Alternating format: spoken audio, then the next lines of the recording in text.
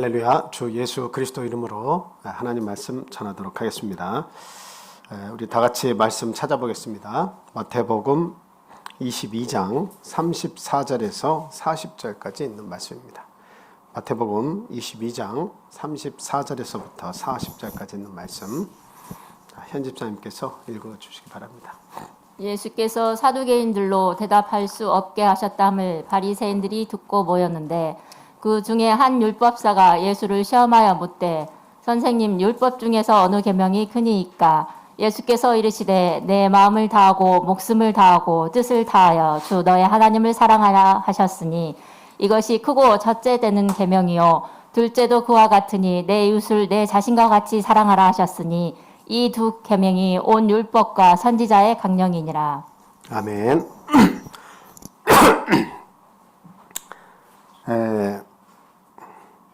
여러분들이 이제 저 내용은 잘 알고 계시는 그런 내용이죠. 예수님께서 지금 이 말씀이 있기 바로 전에 사두개인들과 이렇게 서로 이렇게 말씀을 나누셨습니다. 그때 사두개인들이 예수님과 어떤 말씀을 가지고 서로 쟁론했냐면, 부활이 있냐 없냐 이것을 가지고 서로 이야기를 했는데요. 그 사두개인들은 부활이 없다고 주장하는 사람입니다. 근데 예수님께서는 내가 부활이요 생명이다 이렇게 말씀까지 하셨죠. 그러니까 어떻게 예수 그리스도가 부활이 있다고 하는데 과연 어떻게 궁지에 처하게 할 것인가 대답을 못할 질문을 이렇게 만들어서 왔어요. 그 질문은 여러분이 잘 아시지만 이런 내용이었습니다. 일곱 형제가 있는데, 만약 그 일곱 형제가 있었는데 그 형이 결혼을 했는데 이 형이 죽었다. 그러면 이스라엘에서는 어떻게 해야 됩니까? 형이 죽으면 동생이 후사를 이어야 되죠. 근데 둘째도 형수하고 결혼했는데 또 죽었다. 아이를 낳지 못하고. 그 셋째가 또 결혼을 했고, 넷째, 다섯째, 여섯째, 일곱째까지 모두 이렇게 결혼을 했다. 근데 다 죽었다. 형제들이 나중에 다 때가 돼서 죽었다. 근데 예수님이 부활이 있다고 하는데, 만약에 부활했을 때는 과연 누구의 이 여인은 부인이 되는 것이냐, 이렇게 이야기를 했습니다. 여러분, 이게 좀 있을 법한 이야기죠. 있을 법한 이야기입니다. 참 이야기를 너무나 이렇게 생각을 해서 만들어낸 이야기지만 상당히 일리가 있고, 정말 부활했을 때 다시 만나면 과연 어떠한 관계 속에서 누가 진짜 부인이라고, 내 부인이라고 말할 것이며 누가 내 남편이라고 말할 것이냐, 이게 굉장히 참 어떻게 보면 중요한 내용이다 이렇게 생각이 듭니다. 근데 예수님께서 뭐라고 말씀하셨습니까? 물론 이 말씀에는 없지만 뭐라고 말씀하셨어요? 그렇죠. 너희가 오해하였다라고 이야기하고 있습니다. 너희가 오해했다라고 하는 거, 오해의 내용이 뭘까요? 이 세상에서의 삶, 그리고 하늘에서의 삶이 따로 있는데, 이 세상에서의 삶이 그대로 그곳에서의 삶으로 똑같이 연결될 것이라고 그렇게 너희들이 생각을 했다. 오해했다는 거죠. 이 세상에서 너희 그 형제 관계, 또 이 세상에서의 부부 관계, 이 세상에서의 부모와 자식 간의 관계, 이 모든 관계가 하늘에서 똑같이 또 만나가지고 결혼하고 자식 낳고 이렇게 살 줄 알았냐? 결단코 그렇지 않다. 모든 사람들은 천사와 같다. 이렇게 이야기를 하고 있습니다.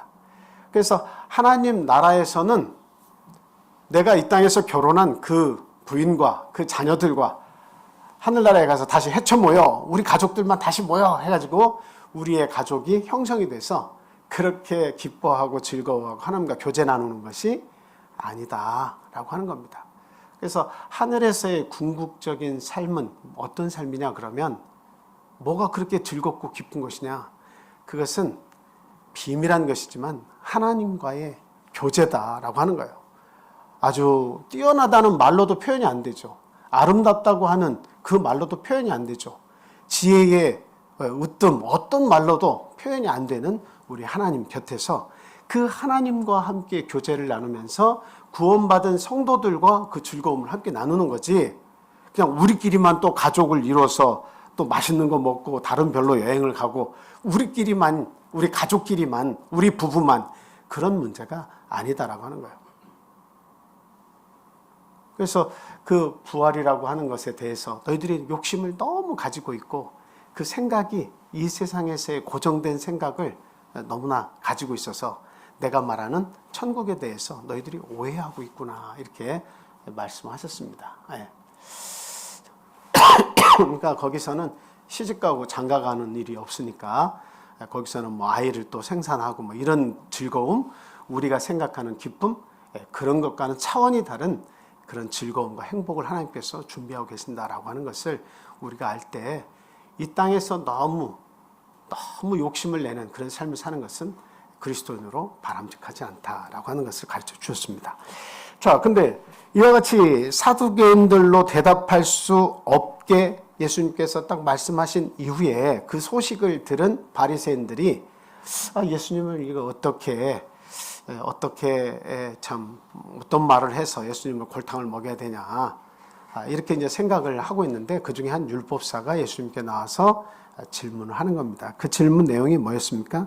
여기서 보니까 선생님, 율법 중에 어느 계명이 제일 큽니까? 율법 중에 어느 계명이 큽니까? 라고 질문했습니다. 예수님의 말씀에서는 어떤 심오한 뜻이 있는 것이냐, 아니면 그냥 어떤 사람들을 그냥 선동할 수 있는 어떤 가벼운 남을 속이는 그런 말을 할 것이냐, 이런 것들을 생각하면서 기다리고 있는데 예수님께서 하신 말씀이 뭐였습니까? 크고 첫째 되는 계명이 뭐라고요? 하나님을 사랑하라고 했는데 그 앞에 뭐라고 되어 있습니까? 예수님이 가라사대 내 마음을 다하고, 그 다음 목숨을 다하고, 그 다음 힘을 다하고 뜻을 다하여.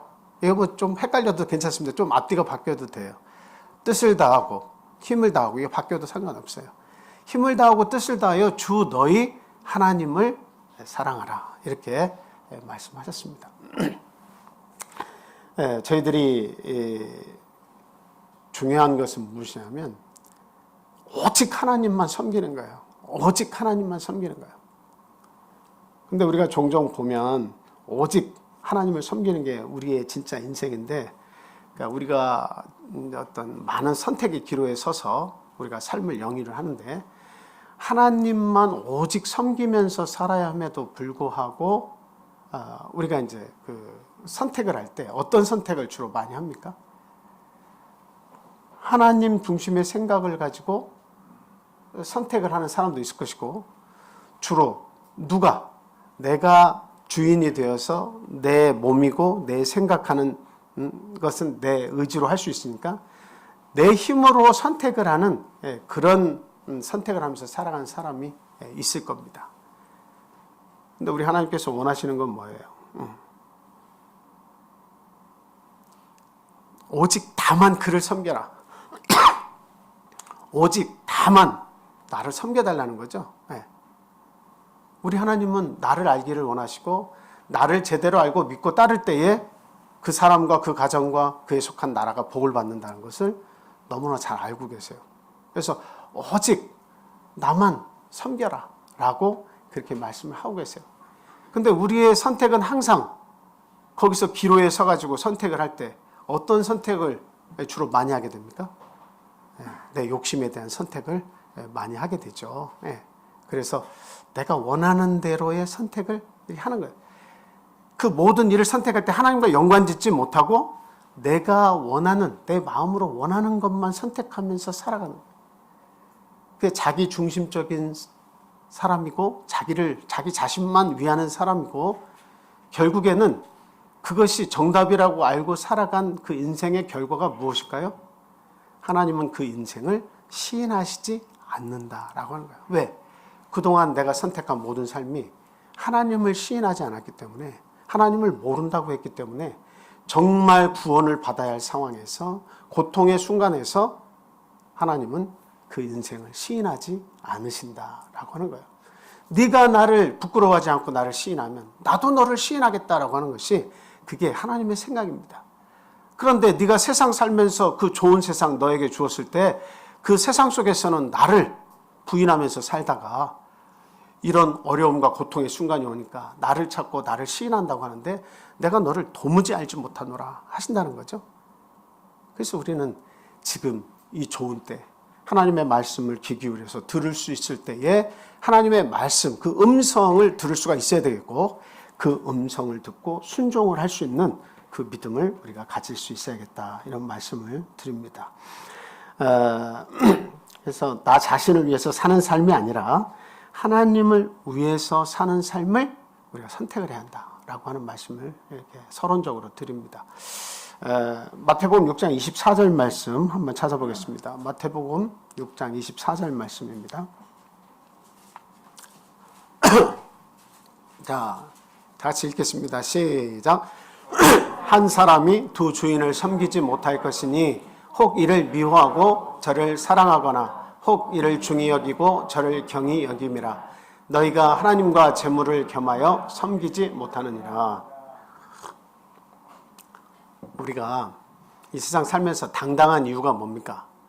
당당하고 자신감이 있는 이유를 잘 생각해 보면 먹고 사는 문제가 풍성하면 당당해집니다, 사람이. 근데 먹고 사는 문제에 대해서 당당한 그 힘이 없으면 어때요? 사람이 힘을 잃어요. 자신감이 결여됩니다. 그리고 모든 일에 있어서 힘이 자꾸 떨어져요. 근데 내가 일을 하면 할수록 나의 부가 풍성해지고 막 하는 일마다 다 잘 되면 승승장구하면 그 사람의 자신감이라고 하는 것은 하늘을 찌릅니다. 근데 중요한 것은 하늘을 찌르는데 그 속에 누가 주인이 되는 거예요? 내 자신감, 나의 충만함, 나의 지식이 충만하고 내가 살아온 경험이 충만하고 내가 이 세상에서 성공과 부귀영화를 다 누리고 있다면 나의 이 속에서 이루어지는 진짜 주인이 누가 되는 거예요? 그것은 자기 자신이 주인이 되는 겁니다. 그러니까 자기의 말에 귀를 기울이게 돼 있어요. 그러니까 그 속에 하나님이 들어갈 틈이 잘 열리지 않아요. 내 자신감으로 충만해 있는 사람은. 그래서 한 부자가 그렇게 얘기했죠. 소득이, 자기의 소출이 아주 막 굉장히 많이 늘어나니까 뭐라고 얘기했습니까? 아이고, 창고가 이제 부족하구나. 창고를 더 늘려야 되겠구나.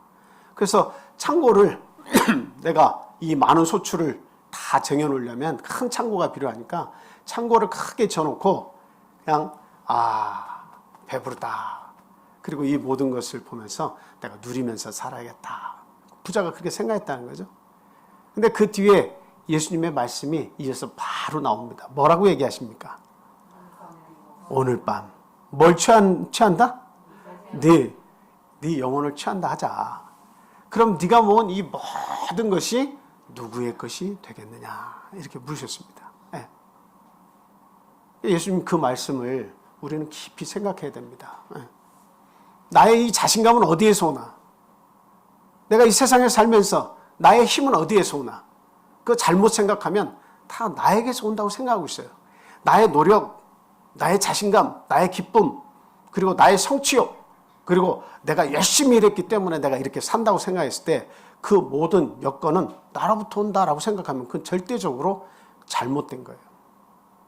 도대체 하나님께서 우리의 호흡을 막으시고 우리의 영혼을 오늘 저녁에 부르시면 그 모든 것이 사실 누구의 것이 되겠느냐 하는 것입니다. 그래서 내가 스스로 내 인생의 주인이 되어서는 결코 안 된다.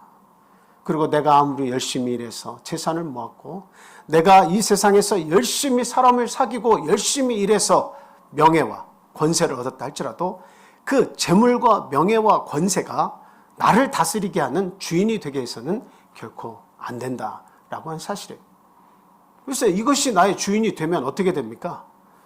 하나님을 내가 믿고는 있다고 하지만 하나님과 내가 믿고 있는 이 나를 자신 있게 하고 힘 있게 하는 내 자신하고 이 재물하고 명예와 권세하고 하나님 이렇게 있으면 두 주인이 내 속에서 같이 주인 노릇 할 수 있겠습니까? 만약에 주인이 둘이라면 내 속에서 매번 싸울 거예요. 재물과 예수님이 매번 싸우실 거예요. 그죠? 재물과 예수님이 싸웁니다. 누가 내 주인이냐? 예수님이 주인이냐? 재물이 주인이냐? 명예와 권세를 버릴 것이냐, 예수님을 택할 것이냐, 예수님을 버릴 것이냐, 명예와 권세를 택할 것이냐. 그 주인이 둘이 되면 서로 이 안에서 계속 다투는 거예요. 근데 제가 반복적으로 얘기 드리지만 내 마음 가운데에서 일어나는 싸움은 항상 누가 이기는 거예요? 먹이를 주는 쪽이 이기는 거죠. 그래서 내 마음을 어느 쪽으로 정하느냐에 따라서 그 주인이 정해지는 겁니다. 그래서 인간의 생, 사, 화, 복을 주장하시는 우리 하나님께 내 마음을 드리면, 순종하기로 하면 내 마음속의 주인은, 내 영혼의 주인은 누가 되는 거예요? 하나님께서 주인이 되는 겁니다. 그러면 그 뒤로부터는 그 인생 자체가 달라지는 거예요. 하나님 없이 살아도 된다고 하는 인생은 어디까지만 그게 가능한 거예요? 내 삶이 끝나는 순간까지, 죽음의 그늘이 들이우는 그때까지는 내가 주장하던 것이 옳다라고 생각할 수 있습니다. 근데 그 뒤의 삶에 대해서는 대책이 하나도 없어요. 죽음의 그림자, 아주 심한 고통의 그림자, 이런 것들이 들어오면 대책이 없는 거예요. 대책이 없어요. 지금 그 우크라이나의 전쟁이 일어난 것을 여러분들이 보시지만 생각지 않은 날, 정말 설마 그 소련군들이, 러시아군들이 자꾸 전진 배치를 하고 있을 때 설마 아무리 푸틴이라도 전쟁을 일으키겠어? 설마라고 생각하면서 평안한 삶을 누리고 따뜻한 스프를 끓이고 닭고기를, 맛있는 고기를 요리해가지고 온 가족이 행복하게 그렇게 먹고 그 전날까지도 그렇게 살았지만 막상 전쟁이 일어나니까 대책이 없어요. 옆에서 건물이 무너져 내리면서 내 자식이 죽고 내 부인과 남편이 죽고 다치는 그런 일들이 일어나니까 대책이 아무것도 없는 겁니다. 그 말씀 드렸지만 그 광장에 모여서 한 소그룹, 그 동네 뭐 이렇게 모여 사는 가족들인 것 같아요. 모여서 그렇게 하나님께 기도하는 모습을 보세요. 전쟁이 일어났는데 의지할 것은 뭐밖에 없어요? 하나님 한 분밖에 없습니다. 하나님 한 분밖에 없어요. 갑자기 일어나고 생각지 않은 일이 찾아드는 많은 인간사의 복잡한 그 문제들을 정말 내가 어떻게 그것을 다 수습할 수 있으며 내가 어떻게 그걸 다 이겨낼 수 있겠습니까? 그것은 오로지 내 육신을 만들어 주시고 내 속에 하나님의 영을 불어넣으셔서 오로지 정말 그 인생을 구원하신 우리 하나님, 그분에게 내 모든 것을 맡겼을 때, 의지했을 때 이겨낼 수 있는 것이다 라고 하는 겁니다.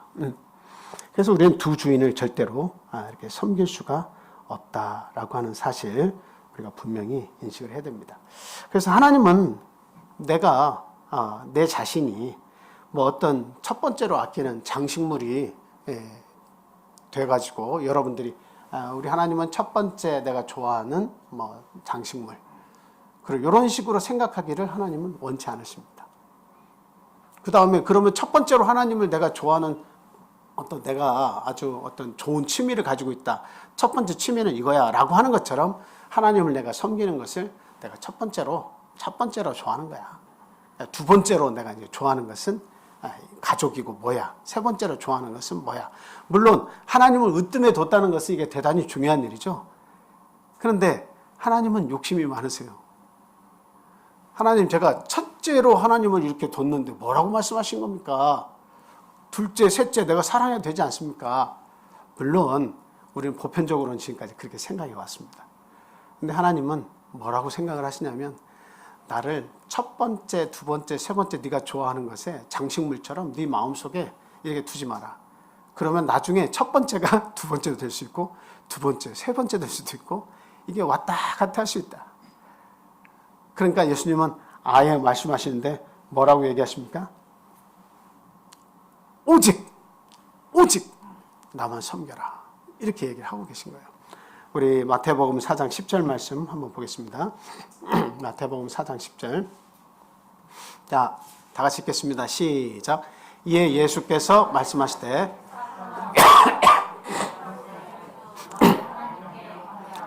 다만 그를 섬기라 하였느니라.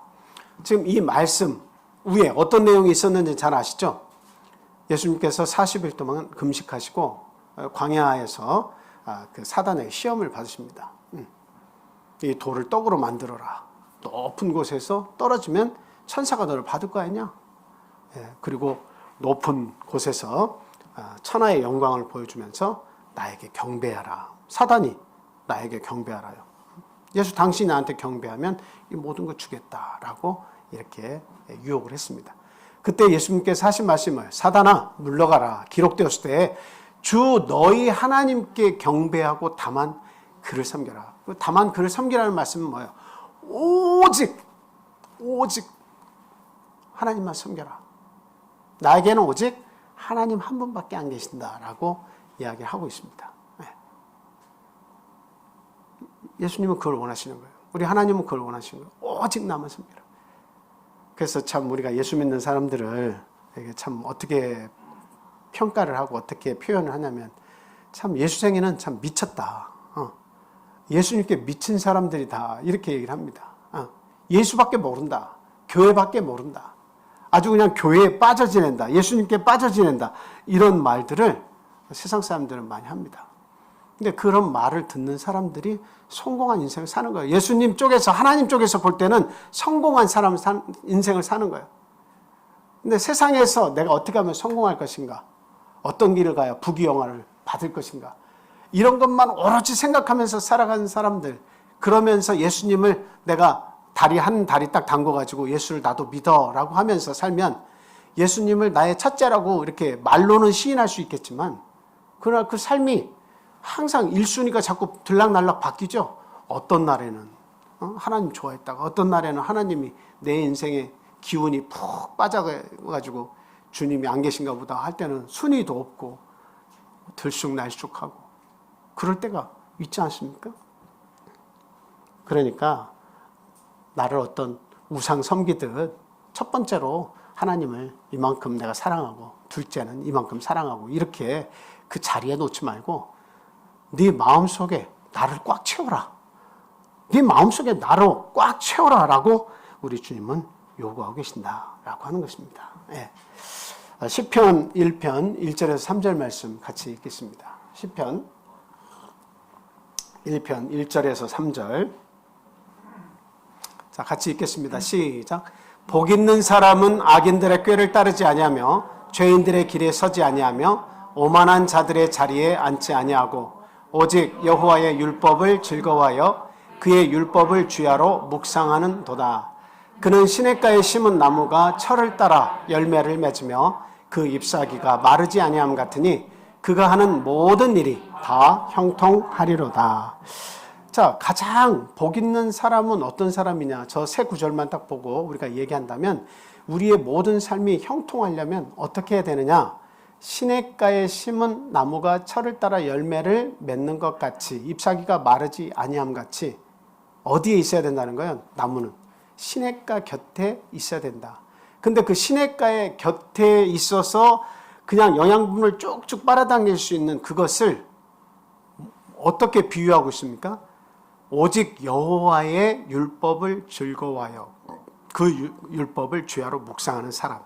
그것이 시냇가 옆에 심겨온 나무같이 계속 영양분을 섭취하는 그런 아주 열매를 많이 맺는 나무와 같은 그런 사람이다라고 이야기를 하고 있죠. 저기에서 즐거워한다라고 하는 말을 보면 히브리어로 하페즈라고 합니다. 하페즈.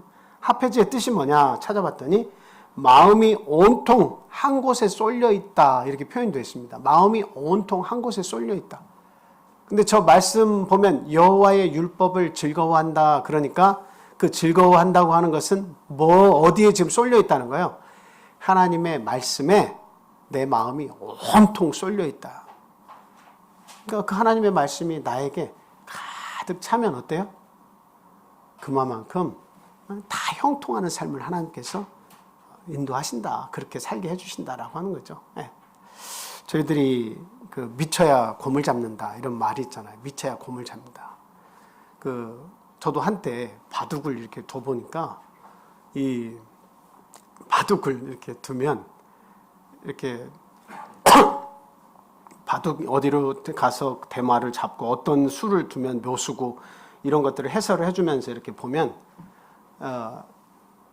어디에서 사람들이 많이 모인 데를 보면 사람의 머리가 다 검고 희고 해가지고 바둑 알처럼 막 이렇게 보여집니다. 실제로 그렇게 보여요. 네.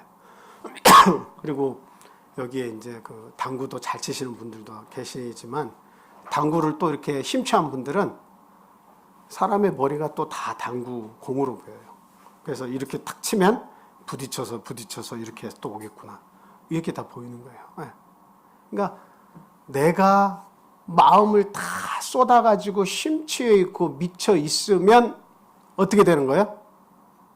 거기에서 뭔가 영광을 보는 거예요. 네. 외국어도 마찬가지예요. 막 열심히 외국어를 막 반복하고 막 공부를 하면 시장을 다니든 어디를 다니든 사람들이 막 속삭이는 소리를 들어도 다 자기가 공부하는 외국어로 막 들릴 정도로 그렇게 역사합니다. 그게 뭐예요? 미치니까 곰을 잡고 미치니까 외국어가 되고 미치니까 어때요? 내가 하는 그곳에서 성공을 하는 겁니다. 그러니까 우리가 하나님 믿는 것도 어떻게 믿으라는 거예요? 하나님은 우리에게 요구하실 때 살짝 살얼음 말듯이 믿지 말라는 거예요. 믿으려면 제대로 믿으라라고.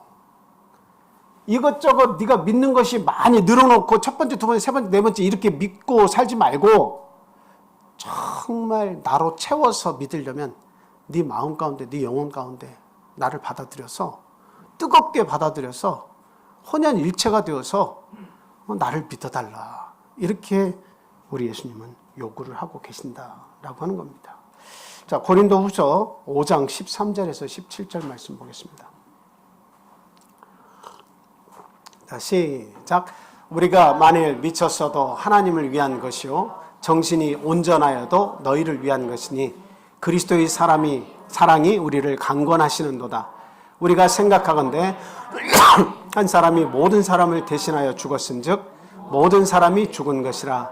그가 모든 사람을 대신하여 죽으심은 살아있는 자들로 하여금 다시는 그들 자신을 위하여 살지 않고 오직 그들을 대신하여 죽었다가 다시 살아나신 이를 위하여 살게 하려 함이라. 그러므로 우리가 이제부터는 어떤 사람도 육신을 따라 알지 아니하노라. 비록 우리가 그리스도도 육신을 따라 알았으나 이제부터는 그같이 알지 아니하노라. 그런즉 누구든지 그리스도 안에 있으면 새로운 피조물이라. 이전 것은 지나갔으니 보라 새 것이 되었도다.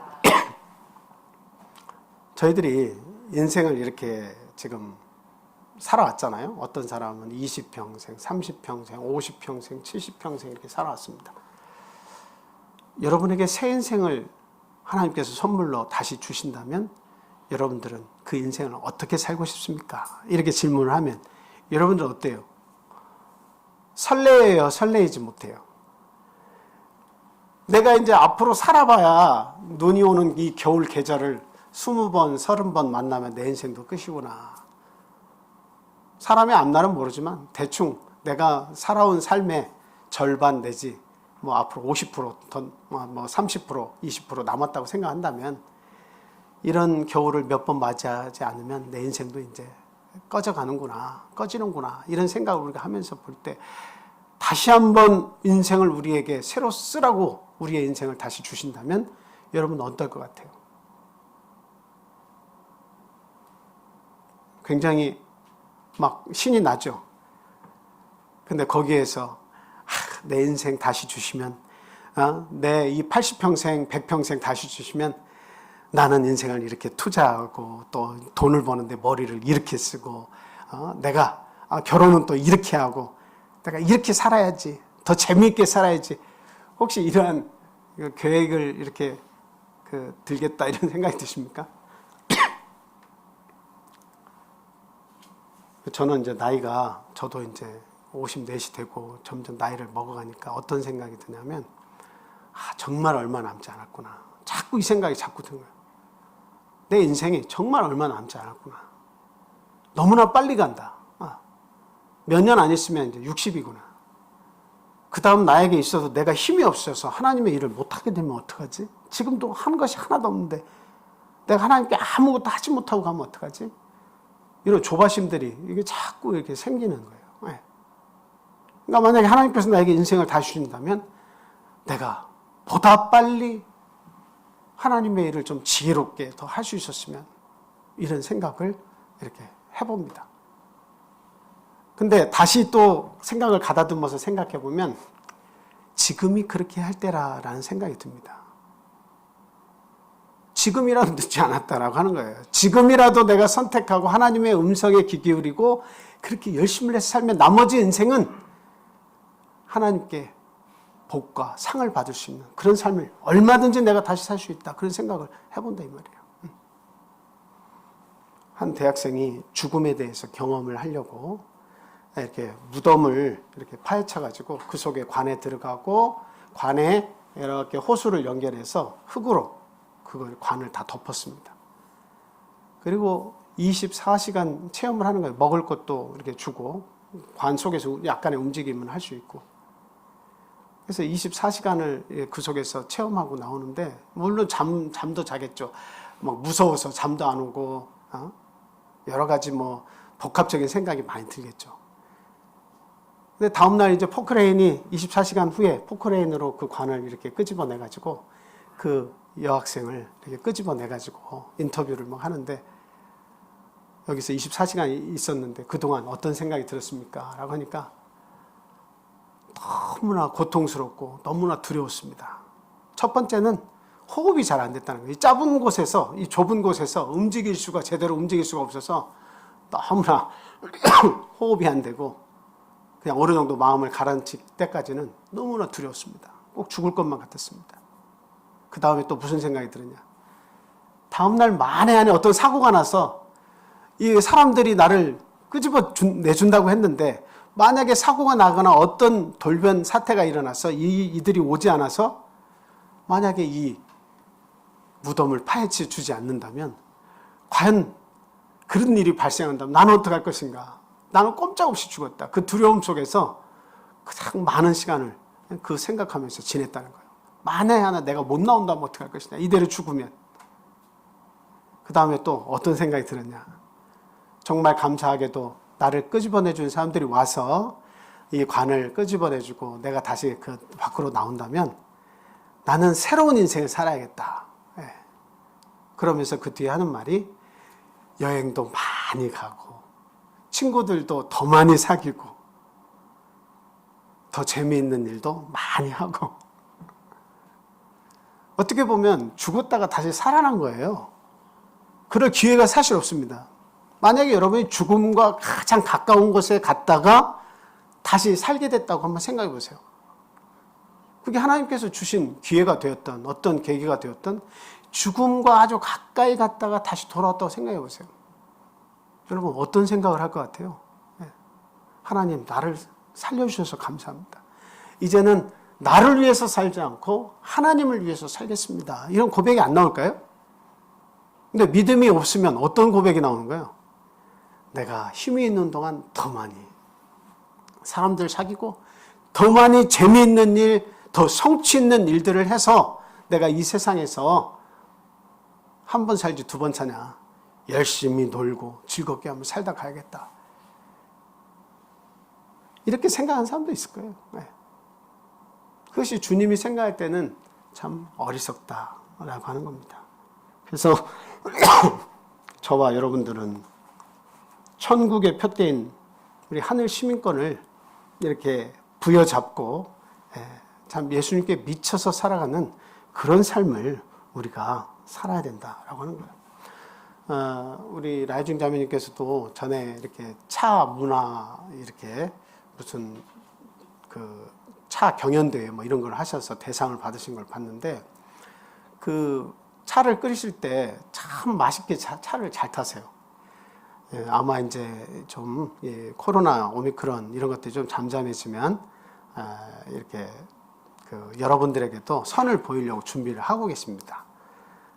우리 그 친구분들과 함께 우리 성도님들 차를 한번 대접을 하시려고 준비를 하고 계신데 그 차를 잘 타는 요건 중에 하나가 뭐냐? 저도 잘은 모릅니다만 물의 온도라고 해요. 물의 온도. 그래서 어떤 차는 뭐 100도까지 펄펄펄 끓였다가 약간 뚜껑을 열어서 열기를 잠깐 식혔다가 조금 온도가 내려가면 그제서야 그 차를 우려서 내면 그 맛이 최고다, 이런 차도 있고, 어떤 차는 70도나 80도까지 온도를 끓였다가 내려서 70%대에서 그 뜨거운 물로 차를 우려내야 그 맛이 가장 이렇게 맛이 난다, 이렇게 이야기를 하는 그런 차도 있습니다. 저희들은, 우리 그리스도인들은 어떨 때 가장 맛이 잘 나냐? 그리스도의 향기가, 그리스도인의 향기가 이렇게 잘 발할 수 있느냐? 뭘로 끓을 때? 성령으로 끓을 때, 하나님의 말씀으로 가득 찼을 때, 하나님의 말씀으로 가득 차 있어서 내 마음이 풍부해지고 감사해지고 감사가 넘치고 기쁨이 있고 여유가 있고, 그랬을 때 그 사람에게서 풍겨나는 그것이 진짜 그리스도인의 멋이고 그리스도인의 향기다라고 하는 거예요. 그러니까 예수님께 미친 사람, 교회에 미친 사람, 욕할 거 없어요. 그런 사람에게서 우리 그리스도인의 향기가 난다라고 하는 사실입니다. 빌립보서 3장 12절에서 14절 말씀 한번 보겠습니다. 빌립보서 3장, 자, 같이 읽겠습니다. 시작. 내가 이미 얻었다 함도 아니요 온전히 이루었다 함도 아니라 오직 내가 그리스도 예수께 잡힌 바 된 그것을 잡으려고 달려가노라. 형제들아, 나는 아직 내가 잡은 줄로 여기지 아니하고 오직 한 일, 즉 뒤에 있는 것은 잊어버리고 앞에 있는 것을 잡으려고 표대를 향하여 그리스도 예수 안에서 하나님이 위에서 부르신 부름의 상을 위하여 달려가노라. 내가 존재하는 것을 알고 믿고, 내 존재를 알고 믿고, 나를 따라온 자에게 하나님은 분명히 그 상을 주신다고 그렇게 얘기했는데, 바울 사도는 내가 그것을 이미 다 성취했다, 그 일을 내가 했다라고 생각지 않는다는 거예요. 오직 내가 한 일을, 뒤에 있는 것은 다 잊어버리고 앞에 있는 표대를 향해서 내가 전력 질주하겠다라고 이야기를 하고 있습니다. 여러분들이 한때는 열심히 있었고 한때는 뜨거웠을지 모르지만, 지금 만약에 내가 뜨겁지 못하다면, 지금 내가 하나님의 일에 열심히 없다면 그것으로는 하나님을 기쁘시게 할 수가 없다라고 하는 이야기예요. 물레방아가 이렇게 산에 간 물레방아가 있어요. 흘러간 물로는 물레방아를 돌릴 수가 없죠. 이미 흘러갔으니까. 물이 메마르면 그 물레방아를 돌릴 수가 없어요. 방아를 찔 수가 없어요. 계속 물이 현재적으로 흘러야 방아를 돌릴 수가 있는 거예요. 지금 내가 방아가 돌아가는 것처럼 하나님의 능력을 힘입고 이 믿음이 충만하고 하나님의 말씀이 내 안에 있어서 사모하는 마음이 있어서 내가 그 물이 흘러가는 것처럼 내가 방아를 계속 돌릴 수 있는 것처럼 그리스도의 그 말씀과 하나님을 의지하는 그 믿음이 계속 나에게 생성이 되어 있느냐, 그래서 내 믿음의 물레방아를 현재적으로 계속 돌릴 수 있느냐 하는 것이, 이게 대단히 중요해요. 만약에 안 굴러가고 멈춰 있을 수도 있고 그냥 힘이 없이 철퍼덕 어쩌다 한 번씩 철퍼덕 하고 있으면 곡식을 어떻게 빻겠습니까? 어떻게 우리 산 쪽에 풍요로움이 있겠느냐라고 하는 사실입니다. 우리는 남은 인생을 통해서 어떻게 해야 돼요? 열심을 한번 내보자. 목표를 향해서 열심히 내보고 달려가 보자 라고 하는 겁니다. 자, 고린도전서 9장 24절 말씀 같이 읽겠습니다. 시작. 운동장에서 다름질하는 자들이 다 달릴지라도 오직 상을 받는 사람은 한 사람인 줄을 너희가 알지 못하느냐? 너희도 상을 받도록 이와 같이 다름질하라. 물론 천국에 가는 것이, 우리가 열심히 여기에 30-40명 모였는데 만약에 열심히 가서 한 사람만 천국에 간다 그러면 이거는 참 싸워보기도 전부터 힘이 팽개칩니다. 이 중에 한 명만 천국 간다면 그거 어떻게 물론 열심히 싸운 사람도 있겠지만 처음부터 포기한 사람도 있겠죠. 그런데 하나님께서는 이 땅의 물질계에서 우리가 생각하는 것처럼 그렇게 참 어떻게 보면 이렇게 사랑이 없으시거나 이렇게 꽉 막힌 분이 결코 아닙니다. 그렇죠? 공부를 많이 했다고 해서 그를 구원하시고 어떤 지혜가 많다고 해서 구원하시고 능력이 다른 사람보다 출중하기 때문에 그를 구원하시고 꼭 그런 건 아니에요. 부족하고 연약하고 못 배우고 없다 할지라도 하나님께서 선택한 사람은 반드시 구원하세요. 그런데 아무리 못 배우고 아무리 연약한 사람이라 할지라도 그 속에 뭐가 있어야 돼요?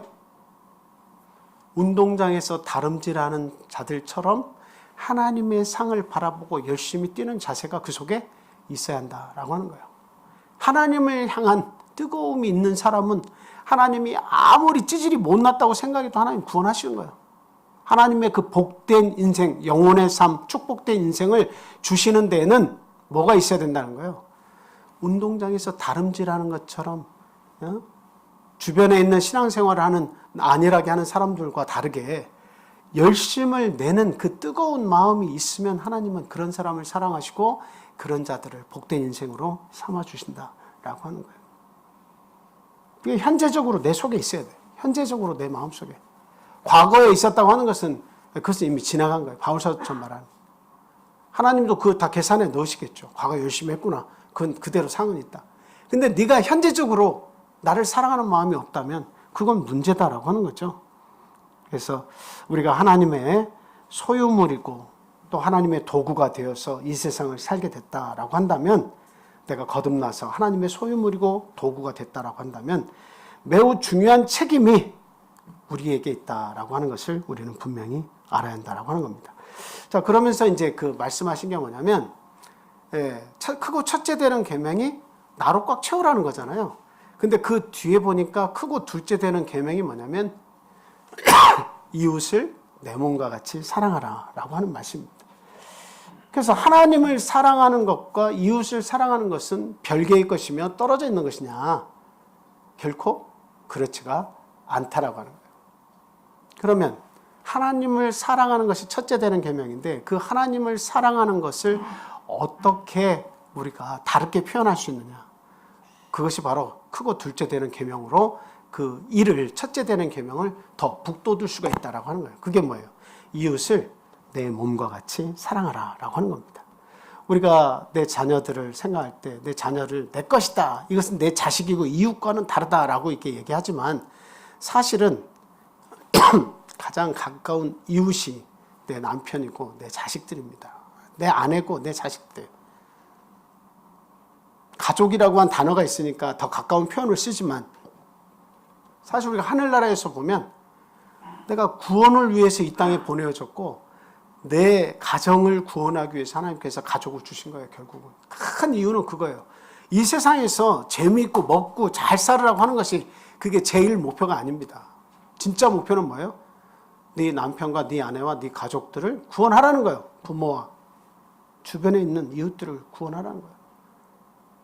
하나님으로 꽉 채워서 그 다음에 해야 되는 일이 뭐예요? 네 이웃을 네 몸과 같이 사랑해서 하나님을 사랑하는 그 말씀에 순종하는 것을 네가 실행해라는 거예요.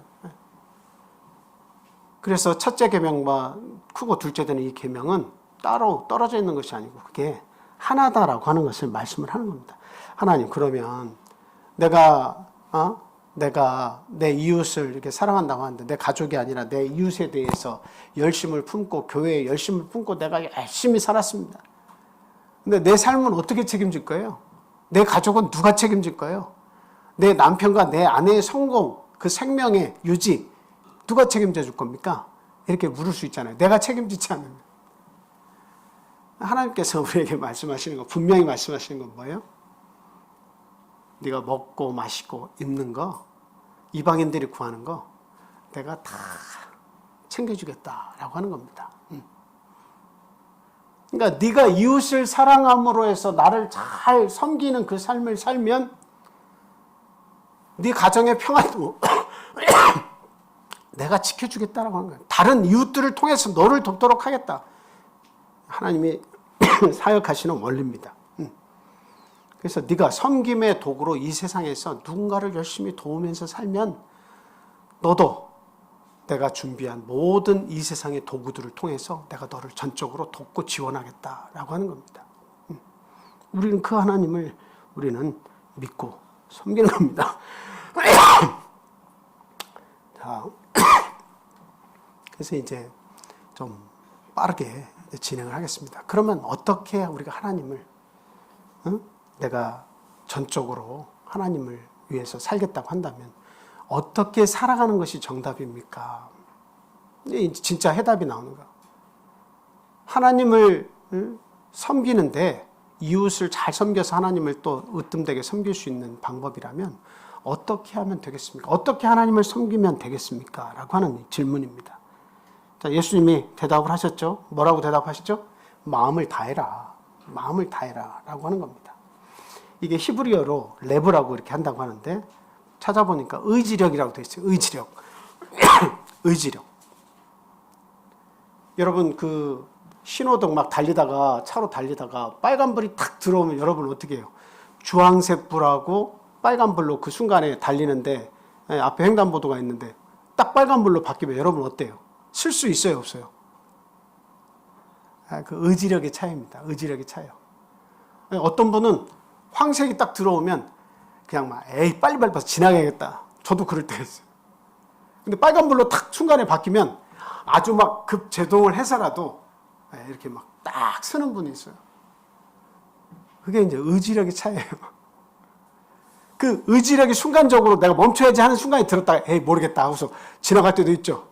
의지력이 풀리는 순간이에요. 의지력이 있다가도 의지력이 사라질 때가 있어요.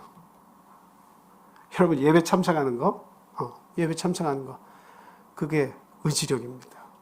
안식일 예배 참석하는 거, 금요일 예배 참석하는 거, 성경 공부 참석하는 거, 의지력의 차이입니다. 내 안에 있는 의지가 있냐 없냐, 하나님을 믿을 의지가 있냐 없냐의 차이에 따라서 참석도 할 수 있고 참석 안 할 수도 있습니다. 제가 그 유튜브를 보니까 강아지 한 마리가 이렇게 오더니 그 빨간색 불이니까 횡단보도를 안 건너요. 근데 그 횡단보도 그러니까 파란불이 탁 들어오니까 그제서야 살탈탈탈탈 이렇게 하면서 강아지가 건너더라고요. 그걸 보니까 참 신기하다. 강아지가 뭘 보고 어떻게 저걸 알까? 아마 사람들하고 항상 같이 있다가 그 불이 바뀌고 뭔가 변화가 있을 때 가는 걸 감지해서 그렇게 하는지는 모르겠지만 참 대단하다 그런 생각을 했습니다. 참 뛰어나다. 어떤 유튜브는 보니까 사람과 개가 같이 있는데 사람이 그것을 못 기다리고 먼저 한두 사람이 막 건너가니까 두루루 몇 사람이 같이 건너가는 거 있어요. 근데 강아지는 거기서 딱 기다리고 있다가 색깔이 딱 바뀌니까 나머지 사람들하고 함께 건너가더라고요. 의지력의 차이입니다. 우리가 지금 세상을 살면서 이렇게 표현하면 좀 우습기도 하고 그렇지만 개보다 못한 사람들이 굉장히 많아요. 자신이 자녀를 낳았지만 방치하고 살아가는 사람들 너무나 많아요. 얼마 전에도 보니까 먹이지 않고 방치해서 죽이는 그런 사람들 아직도 많이 있어요.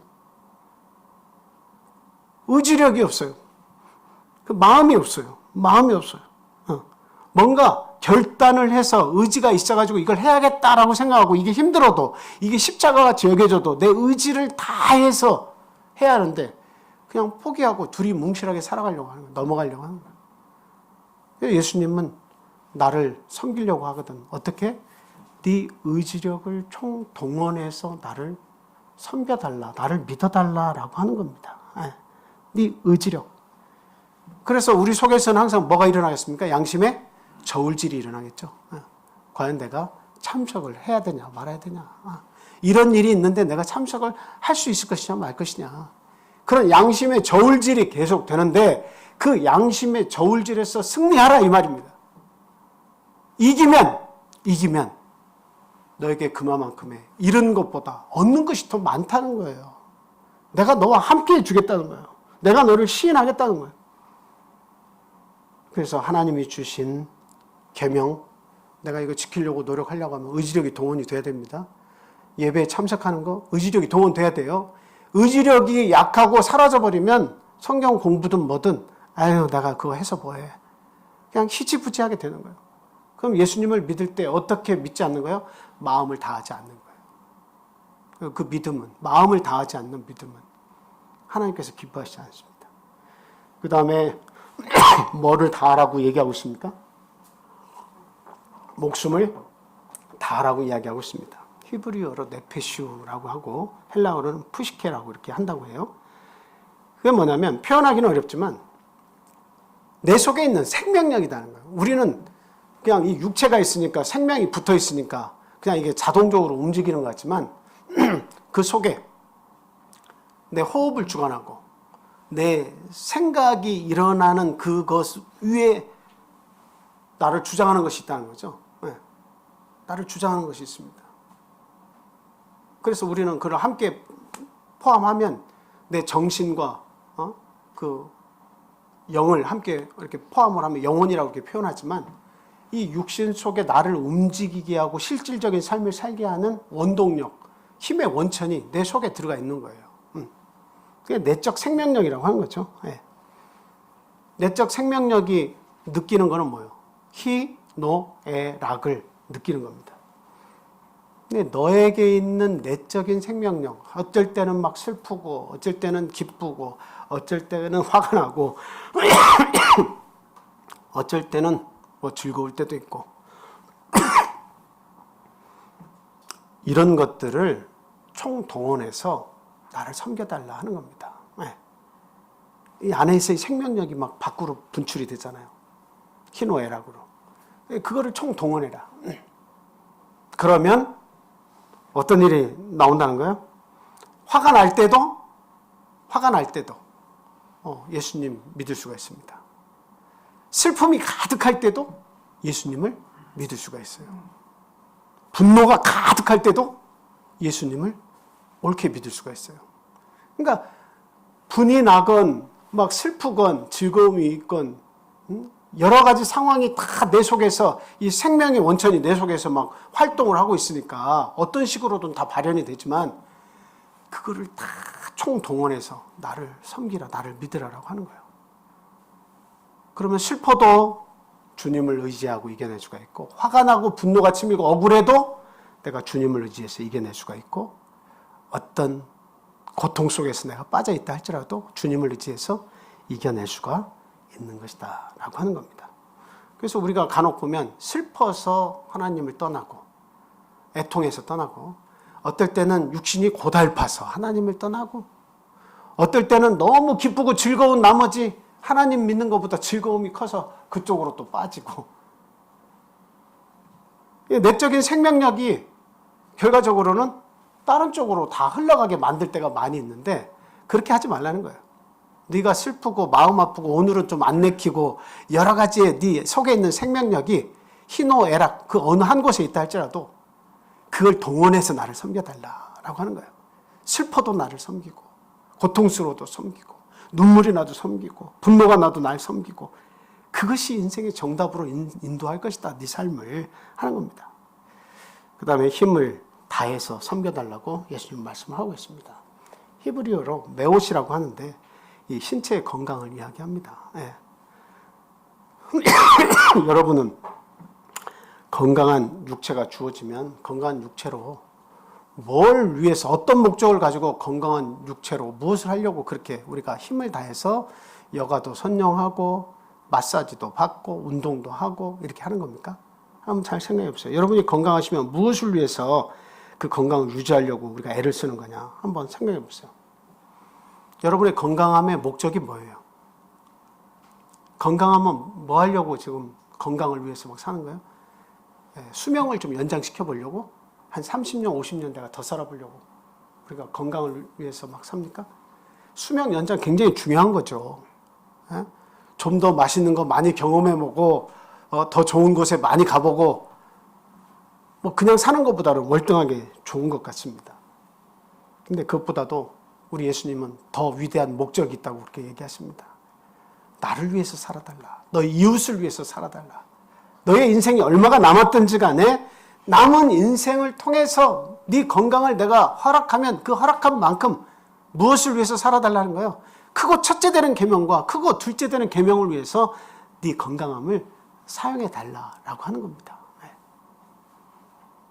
네 주변에 있는 이웃과 그리고 나를 위해서, 나의 뜻을 위해서 살아달라고 하는 거예요.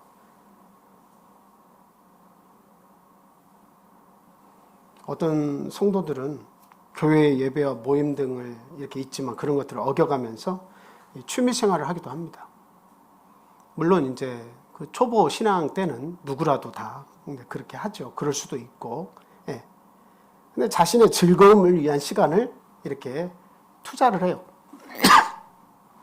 그래서 이미 저울질이 이루어지지 않는 거죠. 우리 믿는 사람들은 내 마음속에서 싸움이 많이 일어나야 돼요. 사실은.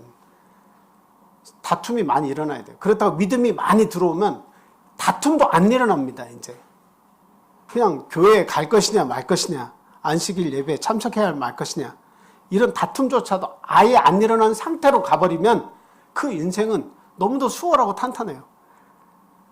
그러나 거기에 가기 전에는 이 싸움이 계속 있어야 돼요. 내 양심 속에서, 마음 속에서 저울질이 계속 일어나서 내가 과연 이 시간에 하나님께 가 있어야 될 것이냐, 말씀을 드려야 될 것이냐, 아니면 나의 즐거움을 위해서 이걸 선택해야 될 것이냐, 이것이 싸움이 계속 일어나야 돼요. 근데 이러한 싸움조차도 내 속에서 일어나지 않는다고 하는 것은 무엇을 얘기하는 거예요? 자신의 힘을 다해서 하나님을 섬기는 것이 아니다라고 하는 거예요. 힘을 다하지 않고 있다. 힘을 다하지 않는다라고 하는 거예요. 하나님은 그걸 원치 않으신다라고 하는 겁니다. 그걸 위해서 이겨내야 돼요. 결과적으로 내가 이 귀한 안식일에 하나님 말씀 들을 수 있는 이 일주일에 이게 얼마나 귀한 시간입니까? 이것보다 더 중요한 것이 있다고 해서 내가 다른 것을 선택해서 가면 그 순간의 유익은 있지만, 그러나 자신을 위해서 그것이 사는 것이고 자신의 경험과 의지를 가지고 사는 것이기 때문에 하나님은 중요한 순간에 인정을 안 해주실 수 있어요. 물론 우리가 뭐 꼭 안식일만 얘기를 해서 좀 그렇습니다만, 어떤 예배고 성경 공부도 마찬가지지만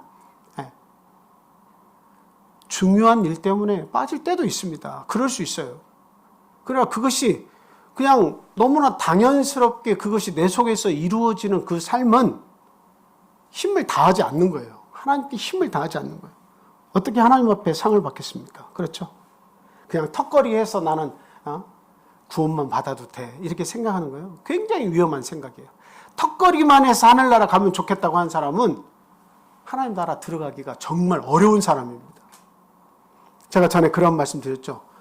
공무원 그 준비를 하는 사람인데, 한 사람이 이렇게 합격을 했는데 자기한테 질문을 많이 해온대요, 사람들이.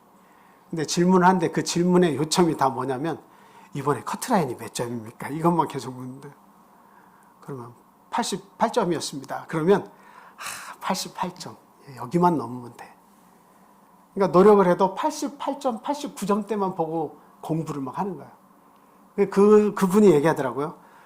그걸 묻고 그거를 위해서 하는 사람들은 내년에 또 공부를 하게 될 분들이 대다수입니다. 그러니까 커트라인을 생각하지 않고 그 커트라인의 저 위에 있는 95점, 96점, 97점을 바라보고 공부를 하는 사람은 커트라인을 넘는다는 거예요. 커트라인에 걸릴 수도 있지만 커트라인을 대부분 넘는다는 거예요. 근데 커트라인만 생각하고 공부한 사람은 몇 점 차이로 계속 그 커트라인에 가깝지만 못 이룬다는 거예요. 그 안타까움이 있다는 거죠. 그러니까 예수님도 잘 하시는 거예요. 원리예요, 원리. 다름질하라 이거예요. 뒤에 거 잊어버리고 앞에 것을 향해서 열심히 표대를 향해서 뛰는 자에게 부름의 상이 있다라고 분명히 이야기를 하고 계신다라고 하는 겁니다. 네. 마지막 뭐를 다해서 섬기라고 이야기합니까? 뜻입니다. 뜻. 히브리어로 맞다라고 하는 것인데, 이것은 우리가 가지고 있는 지적인 능력, 지식의 힘을 이렇게 이야기하고 있습니다. 이 세상에 많은 지식의 종류가 있습니다. 그냥 박사 같은 분들이 너무나 많죠. 어떤 분야의 지식에 있어서 참 타고난 사람을 우리가 박사라고 하는데, 지금은 박사의 분야가 너무 많이 쪼개져 가지고 박사 쫙 있어요. 근데 그 박사를 보니까 그 한 분야에 관해서만 박사야. 근데 세상은 수천억만 가지 분류된 그런 삶이 있어요. 그러니까 박사라고 하지만 다른 것에 대해서는 박사가 아니야. 모를 수가 없는 것이 너무 많아요. 모르는 것이 너무 많아요. 근데 이 수많은 지식들 속에서 파묻혀서 사는데 우리 주님께서 우리에게 얘기하시는 특별한 지식, 가장 지혜로운 선택의 지식이 있는데 이 많은 지식 중에 그 지식이 어떤 지식이에요? 하나님을 아는 지식이다 하는 겁니다. 여호와를 아는 것이 힘이다라고 그렇게 이야기하고 있어요. 하나님을 아는 것이 힘이다라고 하는 겁니다. 네. 아는 게 힘이에요. 여러분 여행할 때 여행을 효과적으로 여행하는 방법이 있는데 그게 뭡니까? 네. 조사하고 가는 거예요. 조사하고 가면 여행을 할 때 보여. 조사를 하지 않고 가면 여행을 할 때 뭘 봐야 될지도 모를 뿐만 아니라 그냥 뭔가를 봤는데 돌아오면 남는 게 없어. 근데 공부를 하고 내가 사진을 돌아보면서 어디를 같이 갔지 하여 보면 아, 이곳에 이런 뜻이 있었구나. 이런 재미가 있었구나. 이게 보이는 거예요. 그러니까 아는 만큼 보이는 거고 아는 만큼 도전할 수가 있는 겁니다. 안다는 것이 대단히 중요해요. 그래서 여행을 한 번 가고 두 번 가고 세 번 가면 이제 보이기 시작하는 거죠. 아는 만큼 보이는 거예요. 그래서 여행을 같은 곳에 반복적으로 가는 이유는 몰랐던 것이 보이기 때문입니다. 우리가 하나님과 그의 나라에 대해서 열심히 부족한 이유는 뭐예요? 다른 것에 대해서는 알고 싶어하는 의지가 굉장히 많은데 하나님에 대해서는 알고 싶어 하지 않아요. 몰라도 될 것 같아.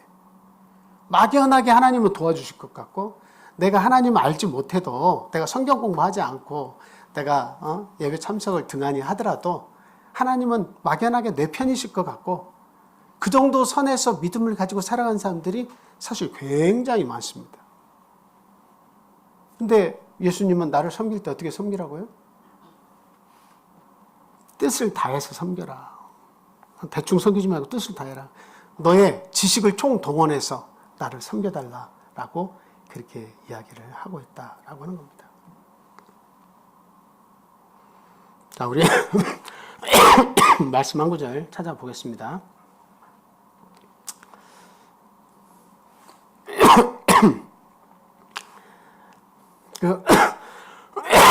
요한복음 5장 24절부터 42절까지.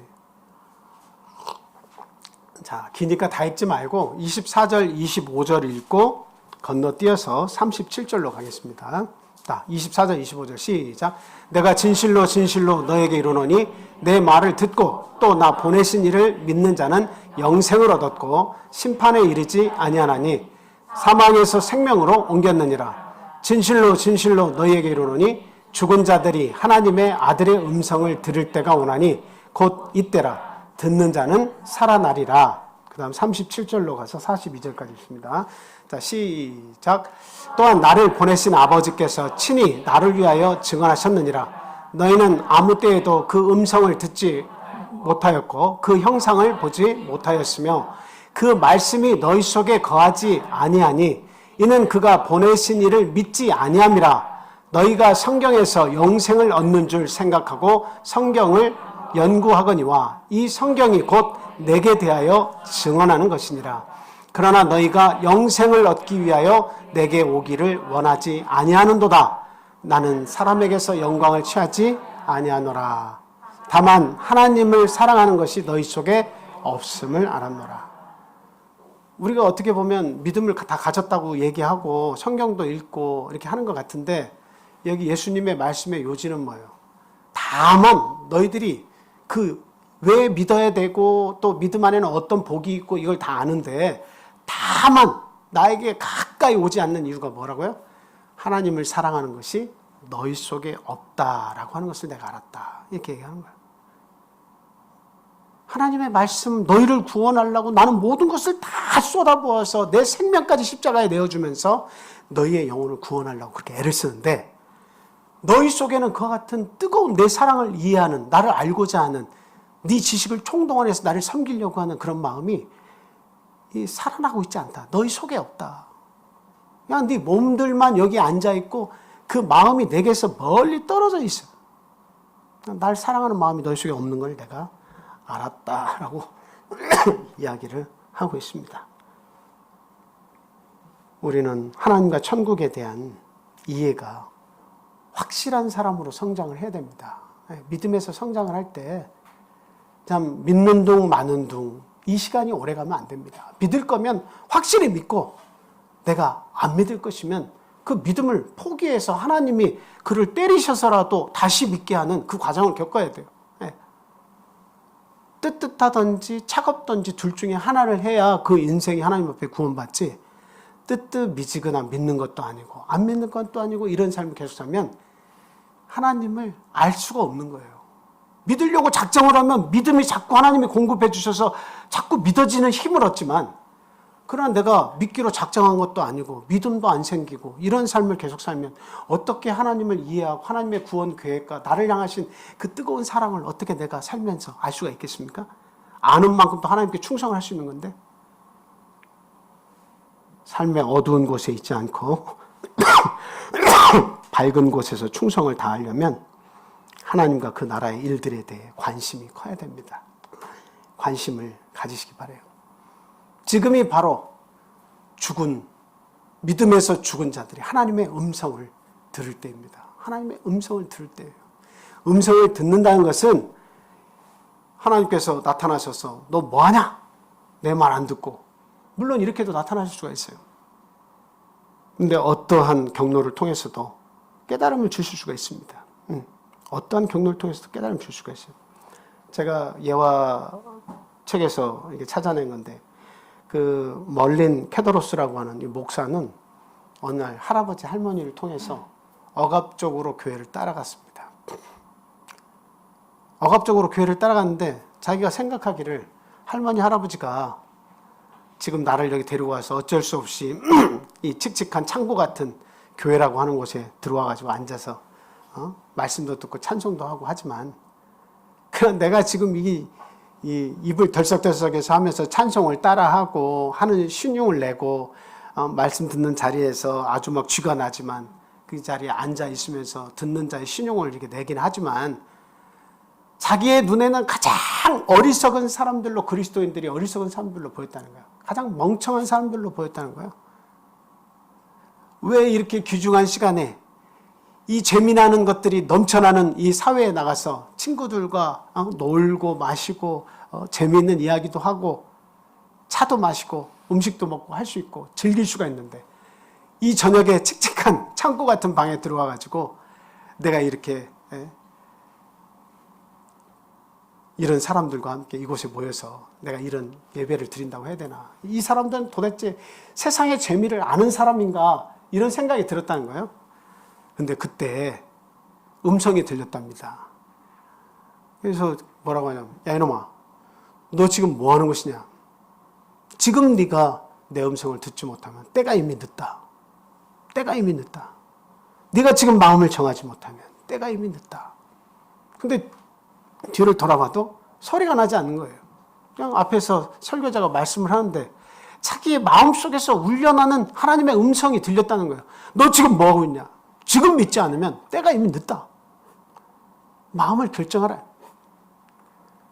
그래서 그 마음에 울리는 하나님의 음성과도 같은 그것을 자기가 듣고 너무 놀래서, 내가 하나님을 제대로 한번 믿어봐야겠다 생각하고 믿음을 가져서 목회의 길을 가게 됐다. 이렇게 얘기를 하고 있습니다.